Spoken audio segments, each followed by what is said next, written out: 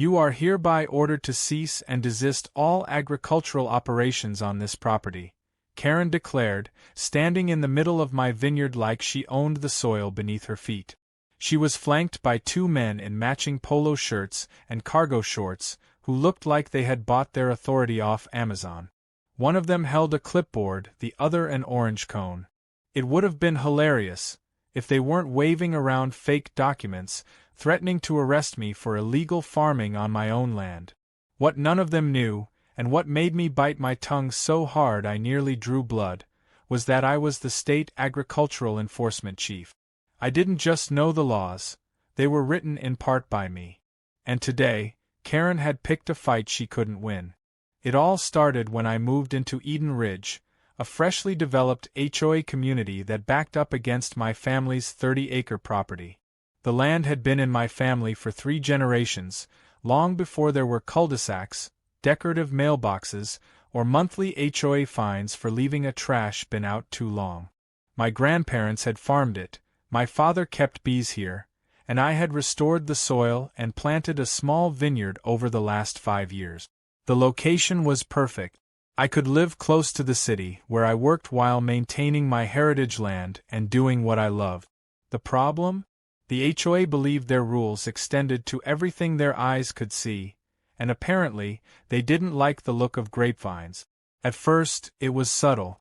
A passive-aggressive note left on my gate with phrases like community uniformity and unauthorized plant aesthetics. I shrugged it off, assuming they had mistaken my property as part of their jurisdiction. It wasn't. The zoning map clearly showed a solid divide between HOA territory and my agricultural land. I sent them a copy of the deed with a polite note explaining the situation. I figured that was the end of it, but I underestimated Karen. Karen wasn't just any HOA president. She was the type who believed a title gave her divine right to control her neighbors' lives. Rumor had it she once fined a resident for having a hammock that clashed with the seasonal flower color palette. She wore power suits to mow her lawn and held board meetings like they were courtroom proceedings. The idea that someone could live near Eden Ridge without answering to her must have driven her absolutely insane. About 2 weeks after the first note, I came home to find tire tracks through the edge of my vineyard and a laminated warning sign staked into the ground. It read, "Notice of violation, unapproved agricultural activity." My jaw clenched. That wasn't just trespassing, it was impersonation of legal enforcement. The paper was a poorly edited template, featuring the HOA logo and a paragraph of meaningless jargon about soil disruption ordinances. I decided to keep it for evidence. I installed motion-activated cameras and prepared for the next move. It didn't take long. One morning, as I was checking the vines, I saw 2 unfamiliar men walking around my irrigation system, pointing at the pump like it was some alien artifact.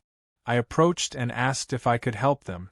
They flashed some printed ID tags and introduced themselves as community compliance officers. I asked who sent them. They mumbled something about Karen's executive order.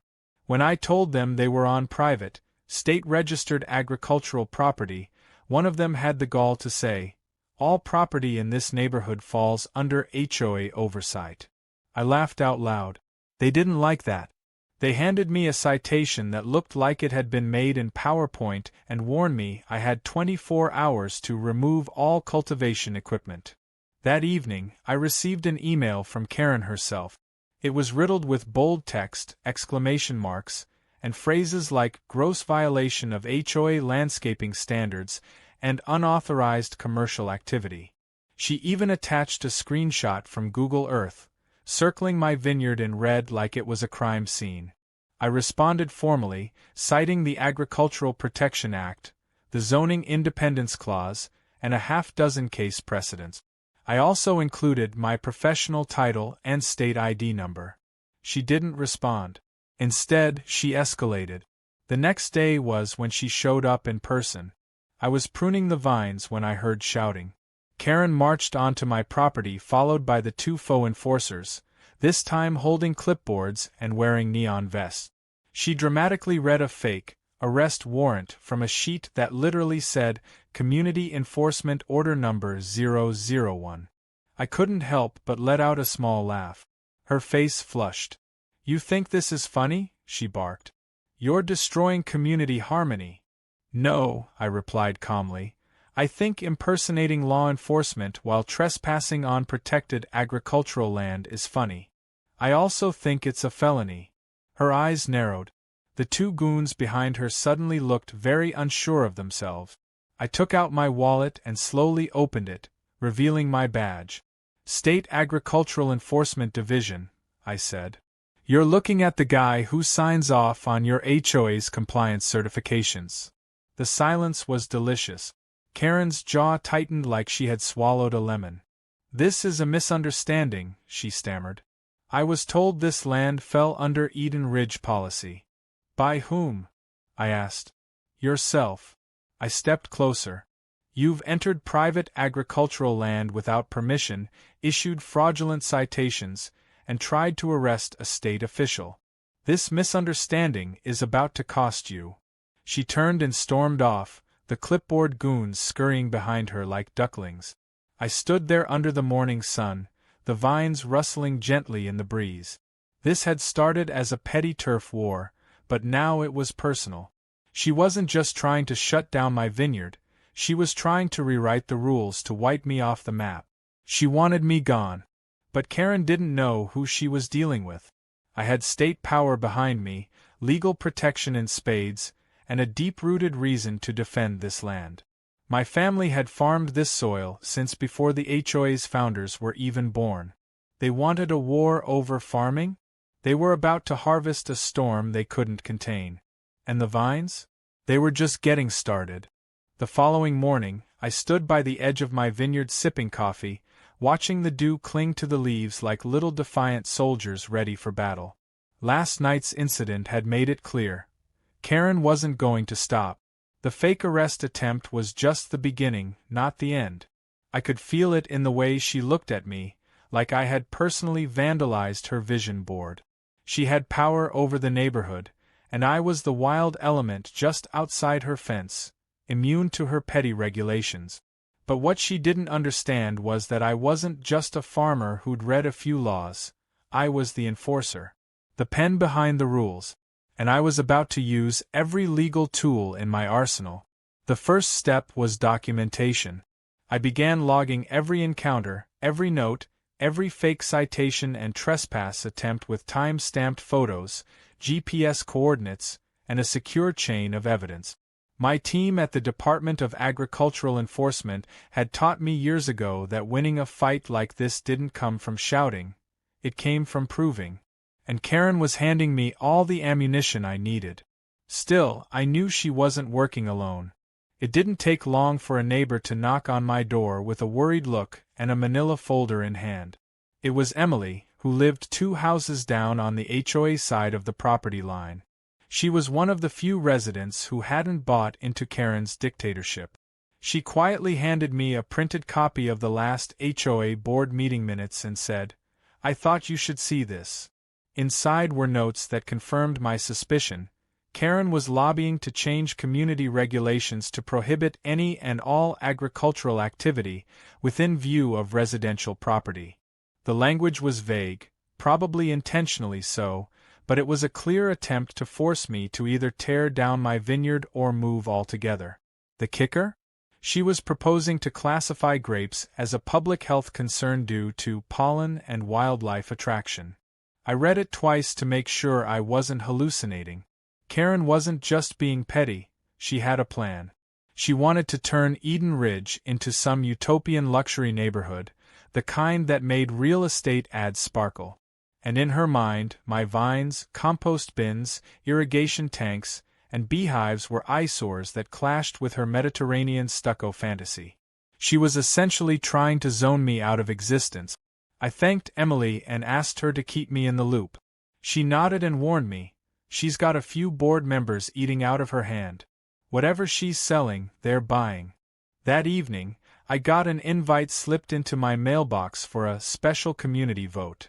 The flyer was professionally printed, complete with HOA logos and Karen's favorite buzzwords: harmony, safety, visual uniformity. It announced a vote to amend community regulations to include all visible land adjoining the HOA as subject to aesthetic review. It was laughable. They were trying to annex my land with fancy phrasing and a neighborhood vote. I made a few calls. First to my legal advisor at the State Enforcement Office, then to a contact at the Department of Housing Zoning Compliance Division. Within hours, I had full documentation that not only protected my property's agricultural status, but also showed that any vote trying to alter land boundaries without city and state review would be legally null. I was holding a legal shield. Still, I needed the community to see what was really happening. So I took the fight public, but classy. Instead of yelling at board meetings or writing angry posts online, I hosted an open vineyard day. I called it Taste the Truth and invited every homeowner within 5 blocks. I set up wine tastings, honey samples from my beehives, fresh grape juice for the kids, and gave short talks on soil restoration and sustainable farming. My daughter helped set up folding chairs under the oaks, and local musicians played soft acoustic sets in the background. The turnout was bigger than I expected. Nearly 50 people showed up. Some were curious. Some were skeptical. Most left smiling, holding sample jars and complimenting the peaceful setting. But Karen wasn't smiling. She stood at the far edge of her property with arms crossed, sunglasses on, and a permanent frown plastered across her face like it had been chiseled from stone. She looked furious, probably because the same people she'd manipulated into fearing illegal farming were now Instagramming my vines and tagging the location as an unexpected gem. Her HOA echo chamber was starting to crack. And I wasn't done. 2 days later, Karen hosted what she called an emergency town hall. It was more of a coup attempt than a meeting. She stood at the front of the clubhouse room, slapping her palm against a folder as she shouted about neighborhood rights and the dangers of uncontrolled agriculture.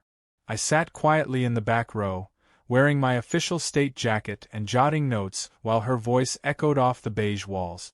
She introduced the amendment to ban all soil-based plant growth without HOA permits and tried to make it retroactive. The crowd was confused. A few brave souls raised their hands to ask why this was suddenly urgent. Karen dodged every question. One man said, "But the vineyard guy's property isn't even inside the HOA." She ignored him too. When the vote finally came, the board, all friends of Karen, voted yes. Karen declared it passed with a gavel she had no legal authority to use.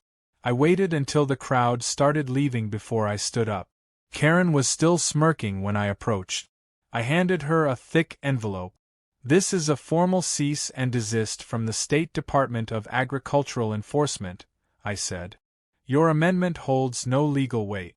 You attempted to vote on land you don't control, impose regulations you don't have the authority to create, and distribute misinformation to manipulate your board." Her smirk faded. I added, "Any further attempts to interfere with my vineyard will be treated as harassment, zoning fraud, and a direct violation of state land statutes." The room fell silent. Karen's hand hovered over her gavel like it had betrayed her. Her board members looked suddenly unsure. I turned to the remaining attendees and calmly added, "I encourage everyone here to read the actual zoning laws. They're public, unlike whatever Karen's been handing out." Then I walked out. The only sound behind me was the hollow clunk of her useless gavel falling to the table. Karen had tried to use neighborhood politics and fake authority to push me off my land. She thought a few signs and votes could override history, legality, and state jurisdiction. She thought the vineyard was just a hobby.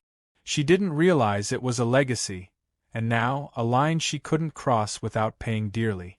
And the moment she tried to go further, I'd be waiting, with paperwork, witnesses, and the full weight of the state. 3 days after the town hall disaster, I woke up to find my vineyard wrapped in yellow caution tape. Not the kind used by law enforcement, but flimsy plastic ribbon printed with the words, "Under HOA investigation." It fluttered in the breeze like a joke too absurd to laugh at. A laminated sign had been zip-tied to my front gate, declaring the area closed pending community compliance review. It was signed by someone calling themselves Chief Safety Coordinator, a title no one in local or state government had ever heard of. I didn't even bother removing it right away. I wanted photos. I wanted evidence. Karen had officially crossed from delusion into dangerous territory. She was weaponizing false authority and treating my private, state-protected land like it was some overgrown lawn in violation of her neighborhood fantasy. As I documented everything with time-stamped photos, I noticed my neighbor Steve across the road filming with his phone. He gave me a thumbs up and mouthed, "Got it all?" I nodded back. It seemed I wasn't the only one keeping records now. I sent the images to my legal advisor and submitted an early complaint to the county zoning office. It was time to move from defense to offense, but I wasn't prepared for what happened next. That afternoon, as I was checking the irrigation system, a white SUV with magnetic HOA Security Division signs pulled up to the edge of my property. Two men in matching black polos stepped out. They looked like mall cops who'd been rejected from actual security work. One had a body camera strapped to his chest, the other carried what looked like a binder full of pre-filled citations. They walked straight toward me with clipboards in hand. "Are you the property owner?" one of them asked, scanning me up and down like I was a criminal. "Yes," I said. "And who are you?" "We're authorized to conduct compliance checks under HOA Ordinance 17.3, he said with a rehearsed tone. "You've been flagged for unauthorized agricultural activity and are subject to detainment for community disruption under citizen enforcement guidelines." I blinked. "Did you just say detainment?" "Yes, sir. We have probable cause based on multiple community complaints and visual evidence." "Visual evidence of what?" I asked, already pulling out my phone to record. He pointed at my irrigation hose. "That." I almost laughed. "That's a drip system. It's used on every farm in the country. I'm going to need you to step away from the equipment," he said, reaching out like he intended to restrain me. I backed up and held out my hand. "Let me save you some trouble." I pulled out my badge. State Agricultural Enforcement Chief. "You just attempted to detain a government official on protected land under false legal authority. That's impersonation, trespassing, and attempted unlawful arrest. Would you like me to list the penalties by code section, or should we wait for the sheriff to explain it?" Both men froze. The taller one stammered, "We were just following instructions from the HOA president." "Well, that makes it worse," I said. "You were sent by someone who's already under active investigation." I called the sheriff's department and told them exactly what happened. My direct line usually meant they picked up quickly, and this time was no different. Within 20 minutes, 2 patrol cars rolled up. The deputies questioned the self-appointed HOA officers, took their IDs, photographed their fake uniforms, and advised them not to return unless they wanted actual charges filed. One deputy, who'd grown up in the area and knew my property's legacy, shook his head and muttered, "They've really lost it this time." Karen wasn't far behind. She showed up 10 minutes later, dressed in a full pantsuit and heels that weren't meant for gravel paths. She marched up, arms swinging like she was on a courtroom drama set.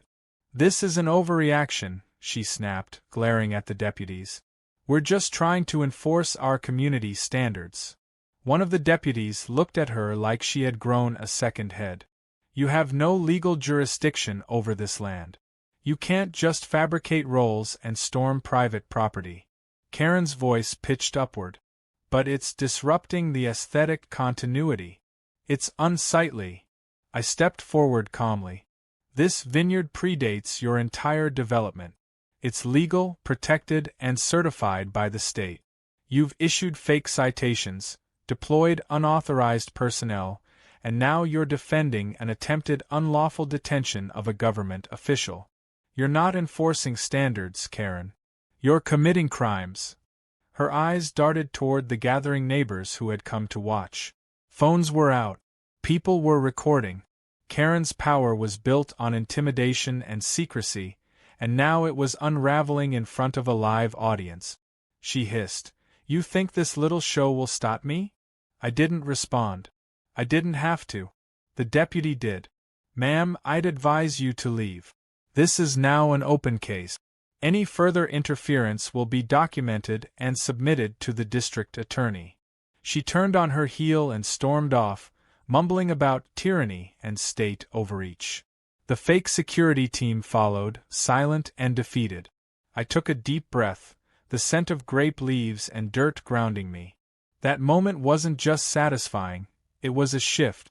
Karen had gone too far, and now she couldn't retreat without admitting defeat. But the damage was already done. The very next day, my office received a package. Inside were copies of internal HOA communications, emails between Karen and the board, scanned handwritten notes, and a spreadsheet titled Phase Out Plan for Non-Compliant Properties. No return address, but I had a good guess who sent it. I called Emily to thank her, but she didn't answer, probably being cautious. The documents detailed plans to harass me off the property through constant code enforcement and neighborhood pressure. There were even notes suggesting sabotage of my irrigation system or compost bins to trigger county health violations. It was chilling and golden. I now had written proof of a conspiracy by the HOA to fabricate charges and force me off legally protected land. I turned the file over to the state legal division and requested an official investigation be opened. It wasn't just a feud anymore. It was criminal. The sheriff's department sent a formal notice to the HOA, warning them to cease all unauthorized patrols and actions immediately. The county zoning board launched its own inquiry into whether the HOA had manipulated permit processes. Meanwhile, Karen doubled down, writing dramatic community newsletters about how the state was silencing the voice of Eden Ridge. But her audience was shrinking fast. The neighbors who once blindly supported her were now questioning everything. And some had even begun apologizing to me in passing, dropping off thank you notes or asking for grapevine clippings. By the end of the week, the situation had gone from ridiculous to outright scandalous. The State Department of Agricultural Enforcement, in coordination with the Office of Zoning Integrity, formally launched a joint investigation into the HOA's leadership actions, and the name at the center of it all was Karen. What had begun as a neighborhood spat had now triggered a multi-agency operation, and I wasn't just a participant, I was the primary complainant and a key legal authority in the case. The fact that I was both victim and enforcer made every move incredibly delicate, but also immensely powerful. Karen had built a petty empire on intimidation and false authority. Now that empire was cracking with every subpoena, every complaint, every camera flash. I was called into a confidential briefing at the state office to discuss the scope of the investigation. Evidence was mounting quickly. My colleagues reviewed the leaked documents that included internal HOA plans, coordinated harassment tactics, and references to interfering with protected state farmland. They were stunned by the sheer stupidity of it all. One attorney said, "It's like she Googled how to break 6 laws in a single paragraph and used it as a checklist." They authorized me to take limited public action, including the right to respond to misinformation and present my case in community spaces, essentially greenlighting me to expose her while maintaining full legal integrity. So I took the opportunity. At the next Eden Ridge HOA meeting, held at their beige brick clubhouse with its painfully neutral decor, I arrived early and took a seat in the front row. Karen walked in 10 minutes late wearing sunglasses indoors and speaking in a hushed voice to one of the remaining board members, clearly rattled by the shift in tone. The room was quieter than usual. Tension hung in the air like thick humidity. This time, instead of launching into one of her lectures, Karen tried to play the victim. She stood behind the podium and read a shaky statement about outsiders attempting to destroy our community fabric, and how personal vendettas are being weaponized against innocent volunteers. She never used my name, but her eyes kept flicking in my direction. When she finally opened the floor for discussion, I stood up calmly, holding a thick binder. "I have several things to clarify," I began. "First, I'm not an outsider. I live here. My land predates Eden Ridge by over 4 decades. Second, the vendetta is actually a legal investigation led by multiple state agencies." I lifted the binder. "And this is only a fraction of the evidence." Murmurs echoed across the room. A few board members shifted uncomfortably in their chairs. Karen's knuckles went white as she gripped the podium. I continued, "What you all need to understand is that the HOA has no jurisdiction over my property." Karen knew this. She received written clarification more than once. Yet she continued to trespass, issue fraudulent citations, hire unlicensed security to harass me, and attempt to detain a state official. Someone in the back gasped. I pressed forward. "This isn't a matter of community disagreement anymore. It's criminal, and the state intends to see it through." I closed the binder and sat down. Silence followed. Karen tried to pivot, insisting the board had simply been misinformed. But it was obvious no one was buying it anymore. The next morning, a notice appeared on the HOA website. 3 board members had resigned, citing concerns over legal exposure and lack of transparency. Karen removed their names from the leadership roster within hours, but it was already too late. The dam had broken. Residents began talking openly about their own experiences.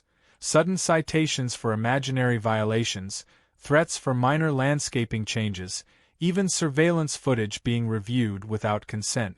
Karen's iron grip was turning to dust in her own hands. As the investigation deepened, new details emerged that made even my team raise their eyebrows. Financial records showed questionable reimbursements to compliance contractors with no formal business registration. Security personnel hired under the table. Unaccounted fees collected for administrative inspections. It wasn't just abuse of power. It was full-blown fraud. The Department of Housing began preparing its own file, and I was informed that Karen would likely face multiple charges ranging from zoning interference to impersonation of government officials and falsification of documents. Then came the media.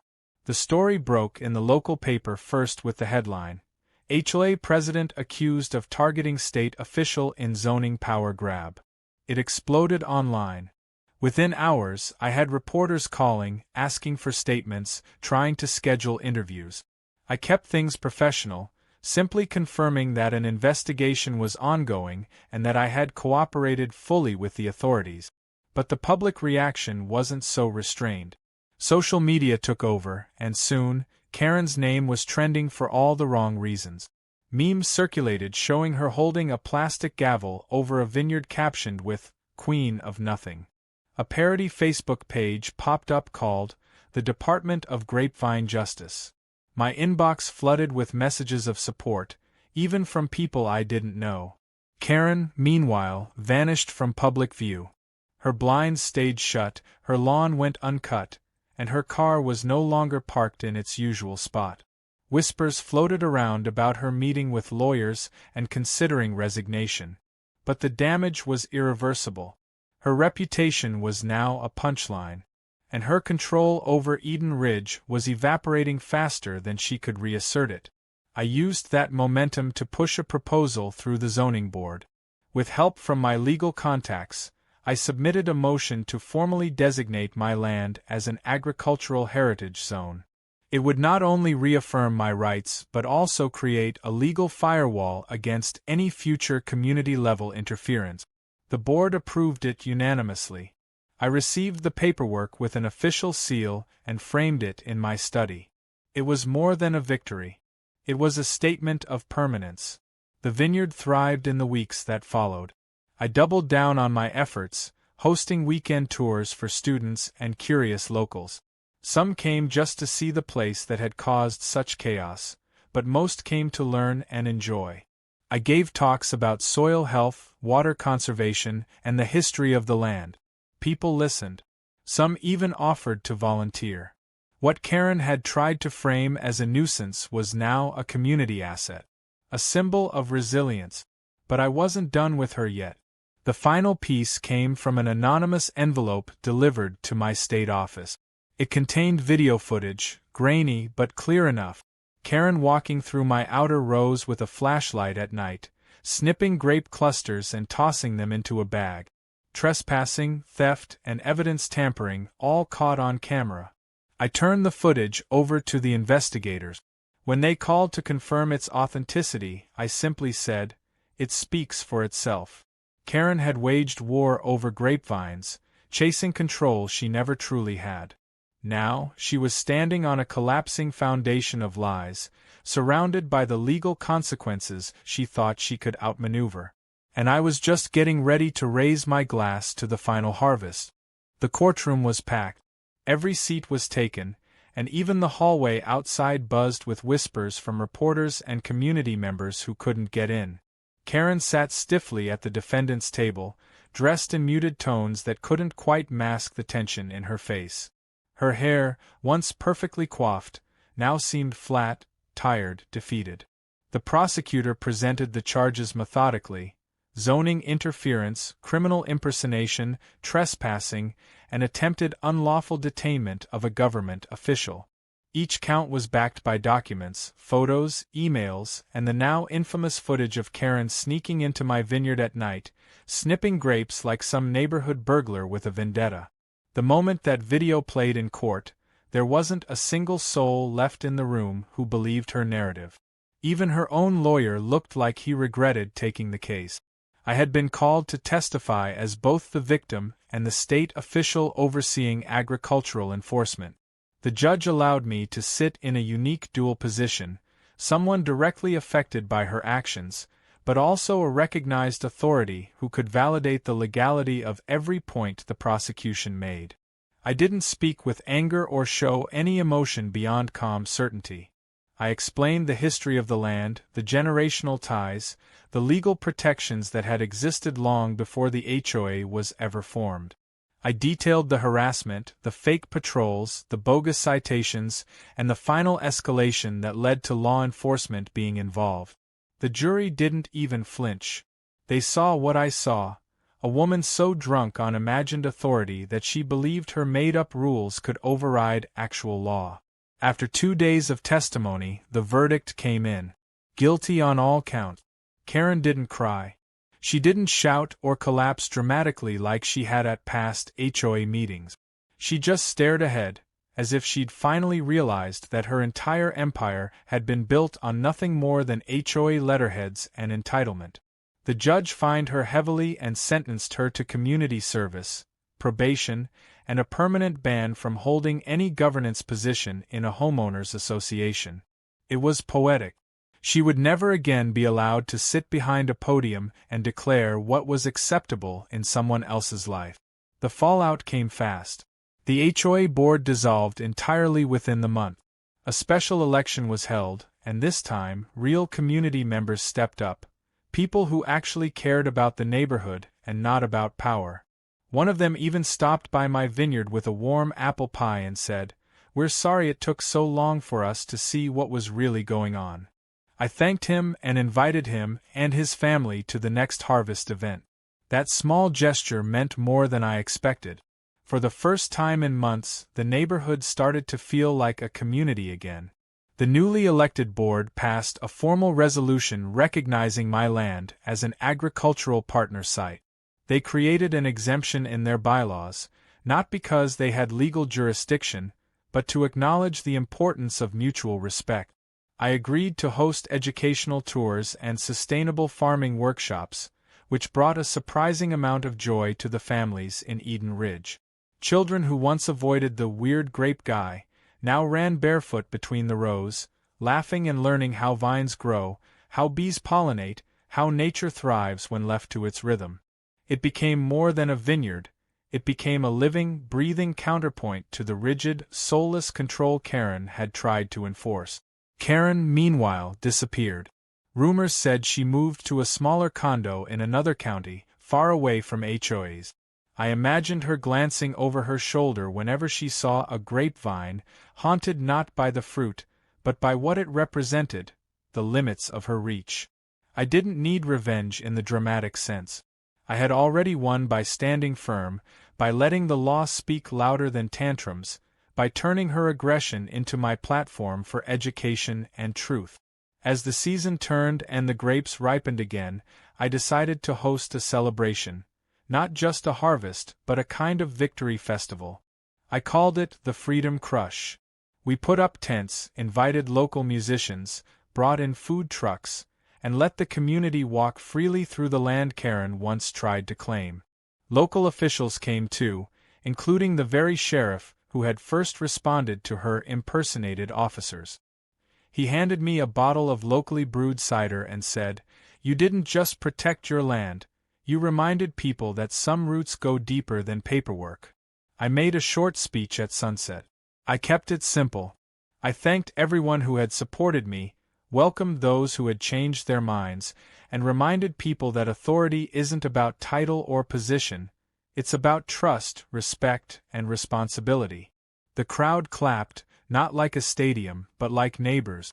That applause was more satisfying than any legal victory because it meant people had understood. Later that night, as the last guests trickled out and the lights dimmed across the property, I sat quietly by the vines with a glass of wine made from the very grapes Karen had tried to label as a nuisance. The stars were clear, the night was still, and the land felt peaceful again. I thought about my grandparents and how they would have laughed at the idea of someone trying to shut down farming with laminated warnings and clipboard. I thought about my daughter and how one day she might inherit this place, hopefully with no need to defend it from people like Karen. And I thought about how something as simple as a grapevine could unravel an entire web of arrogance and control. This had never just been about plants or property. It was about standing up to abuse of power in all its forms, no matter how ridiculous or well-dressed it appeared. It was about drawing a line and saying, "Not here. Not on this land." And when that line was tested, I didn't raise my voice. I raised the law. And it was enough. So when people ask me how I won against the HOA president who tried to arrest me for illegal farming, I just smile and say, "She tried to bury me, but I was already planted." The vines keep growing. The land keeps breathing. And the name Karen? Around here, it's just a cautionary tale told between rows of grapes that never stopped thriving.